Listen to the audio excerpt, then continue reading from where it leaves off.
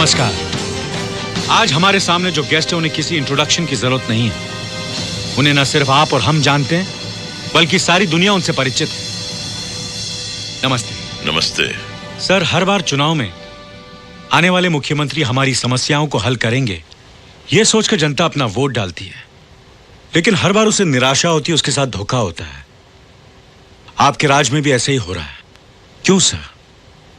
लगता है तुम अपने स्टूडियो से बाहर ही नहीं निकलते हो। आज महाराष्ट्र के हर घर में कलर टीवी और हर गांव में डिश एंटेना है। कोने कोने में एसटीडी और आईएसटी के बूथ लगे हुए हैं। इंटरनेट है। हर आदमी के पास अपनी अपनी गाड़ी है। आज हर आदमी पाँव में जूता पहनता है, हाथ में घड़ी लगाता है, एसएल वर्ल्ड जाता है, मैकडोनल्ड में खाना खाता है। लोगों का स्टैंडर्ड ऑफ लिविंग इतना ऊंचा हो गया है और मैं दावे से कह सकता हूं कि पिछले 15 सालों में एक भी आदमी भूखमरी से नहीं मरा। कोई किसान मैकडोनल्ड का बर्गर तो क्या 2 वक्त की रोटी नहीं खा पाता। कोई मजदूर कार में नहीं घूमता बल्कि कड़ी धूप में पत्थरों पर अपनी एड़ियां रगड़ता है। अमीर और अमीर होता जा रहा और गरीब सड़क पर आ गया है। दुनिया का सबसे बड़ा स्लम हमारे शहर में है सर। लोग आज भी ट्रेनों और बसों में जानवरों की तरह धक्के खाते हैं। राशन की दुकानों पर घंटों लाइन में खड़े रहते हैं।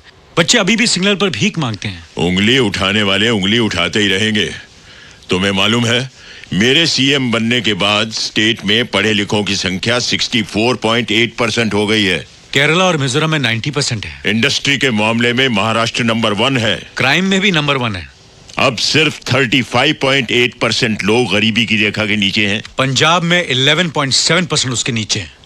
और आज भी यहाँ गांव में एक आम आदमी की एवरेज इनकम सिर्फ 3 रुपया प्रतिदिन है। मिस्टर शिवाजी राव, पहले अपने आंकड़े साफ करो और फिर बात करो।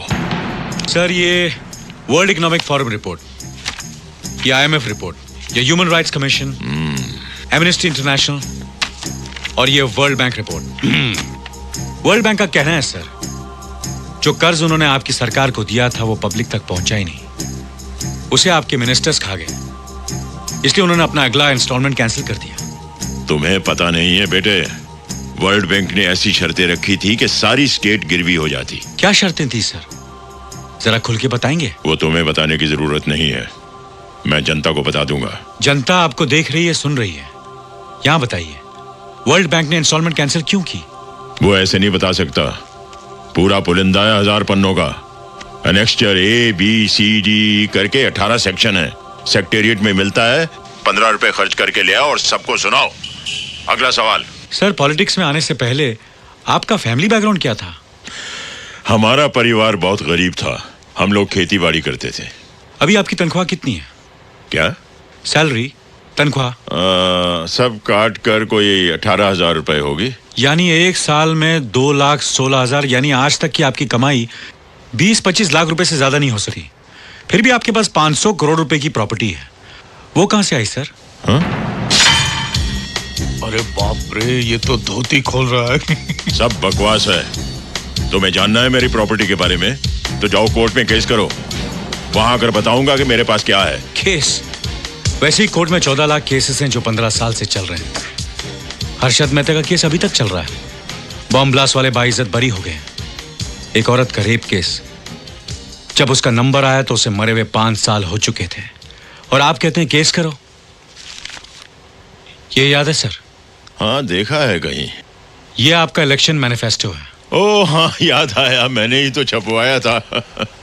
हम जाति और अपराध रहित समाज की स्थापना करेंगे। समाज में कानून और व्यवस्था लाएंगे। औरतें फिर से सड़कों पर खुलेआम चल सकेंगी। घर घर में बिजली, पानी, राशन होगा। पूरी शिक्षा मिलेगी। महंगाई जाएगी, खुशहाली आएगी।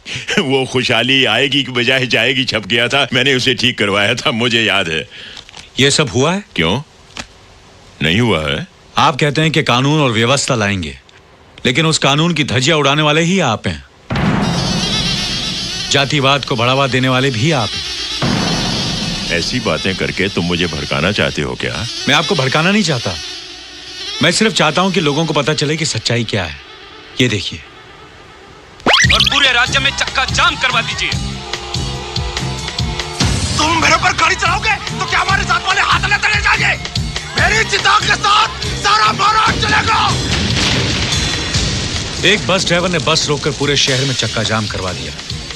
उससे पूछा तो कहता है कि रूलिंग पार्टी का आदमी। दूसरा ड्राइवर जात के नाम से डराने लगा। कमिश्नर और पुलिस भी कुछ कर नहीं पाए क्योंकि आपने उन्हें कुछ करने नहीं दिया। अपना वोट बैंक बचाने के लिए आपने सारा महाराष्ट्र जलने दिया। 250 करोड़ रुपए की प्रॉपर्टी जलकर राख हो गई क्योंकि आप चुप रहे। सैकड़ों गाड़ियां जली, लोग घायल हुए, मरे आपकी वजह से। आपने किसी को कोई कार्रवाई नहीं करने दी क्योंकि आपसे आपकी कुर्सी नहीं छूट रही थी, है ना?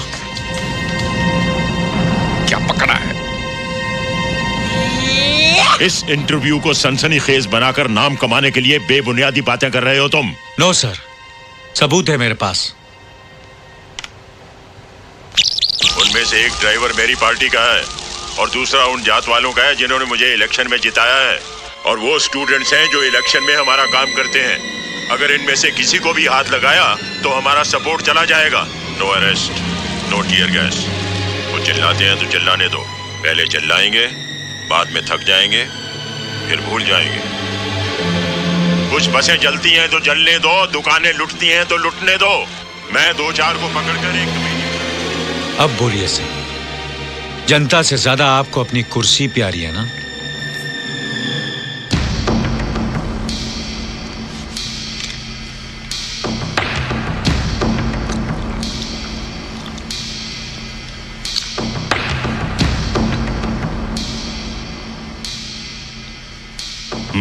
बोलिए सर।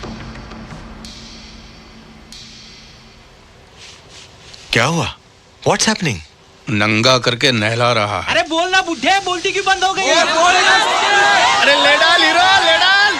कैमरा बंद कर। क्या? काट डालूंगा। कसाई मंत्री। इसको बोलो बंद करे। बांधो। हटो, बंद करो। अच्छा तो इंटरव्यू खत्म ना? जय Hind. Excuse me sir, live telecast चल रहा है, लोग देख रहे हैं। लोगों को उनके सवालों का जवाब अभी तक नहीं मिला। बैठ जाइए प्लीज।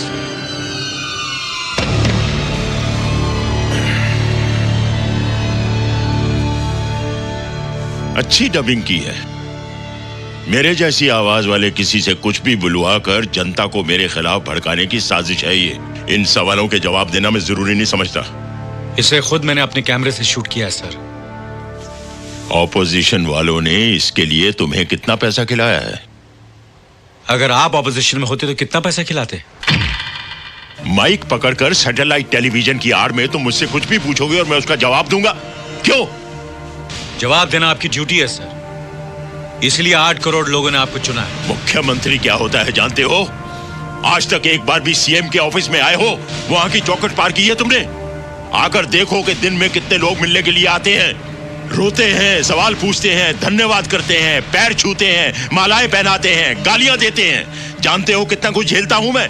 जो सीएम की कुर्सी पर बैठता है ना, वही जानता है। जब कभी कोई दंगा फसाद या कुछ ऐसा होता है तो जज्बाती होकर जल्दबाजी में मैं एक तरफा फैसला नहीं करता। मैं पहले फसाद की जड़ तक पहुंचता हूं और फिर से सुलझाता हूं। तुम्हारी तरह हवा में सवाल नहीं पूछता, और यही मैंने उस दिन किया। उस दिन आपने कुछ भी नहीं किया सर। जो समस्या आसानी से हल हो सकती थी उसे आपने अपने फायदे के लिए और बड़ा बनने दिया, और अब यहां बैठकर खुद को जस्टिफाई कर रहे हैं। आग में हाथ डालोगे जल जाओगे। तुम समझ नहीं रहे हो। डाल के देखो फिर पता चलेगा। एक दिन, सिर्फ एक दिन के लिए सीएम बन के देखो, आटे दाल का भाव पता चल जाएगा। सर ये मेरे सवाल का जवाब नहीं है। आप जो बोल रहे हैं वो बहस के लिए, सुनने के लिए अच्छा है, लेकिन प्रैक्टिकल नहीं है। बिल्कुल प्रैक्टिकल है। संविधान में इसके लिए भी प्रोविजन है। एक छोटा सा ऑर्डिनेंस पास करना पड़ेगा बस। एक दिन, 24 घंटे, कुछ भी नहीं है। सर हम मजाक कर रहे हैं। अरे मजाक तो तुम समझ रहे हो। बस एक दिन मेरी कुर्सी पर बैठकर देखो कि कितने अंगारों पर बैठता हूं मैं, कितने कांटों का ताज है मेरे सर के ऊपर। तब पता चलेगा कि कितने लोग एजुकेट हुए और कितने लोगों की गरीबी कम हुई। तब तुम यहां बैठना और मैं तुमसे सवाल पूछूंगा इसी प्रोग्राम में। बोलो क्या बोलते हो?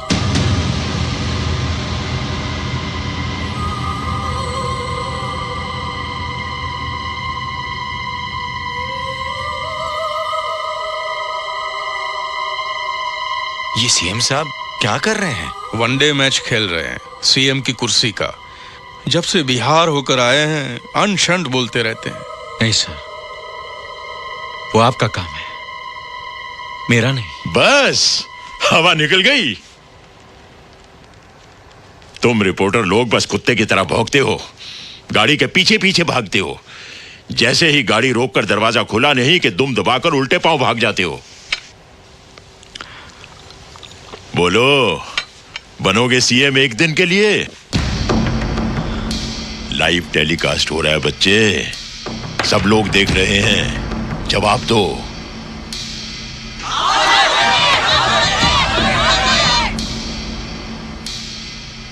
या इंटरव्यू खत्म करें?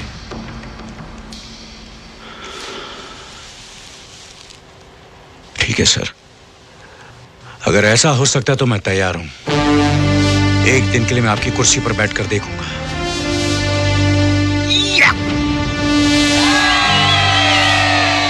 ये फंस गया सीएम, इसे पार्टी की मीटिंग समझ के फंस गया। चलो अच्छा है, एक दिन मुझे भी पढ़े लिखे सीएम के साथ काम करने का मौका मिलेगा। तो ठीक है, जय हिंद। नमस्कार। अगर आप लोग को यह वीडियो अच्छा लगा तो वीडियो को हमारे लाइक करिए, शेयर करिए, कमेंट करिए। अगर आप हमारे चैनल पे नए हैं तो हमारे चैनल को सब्सक्राइब करना मत भूलिएगा। धन्यवाद।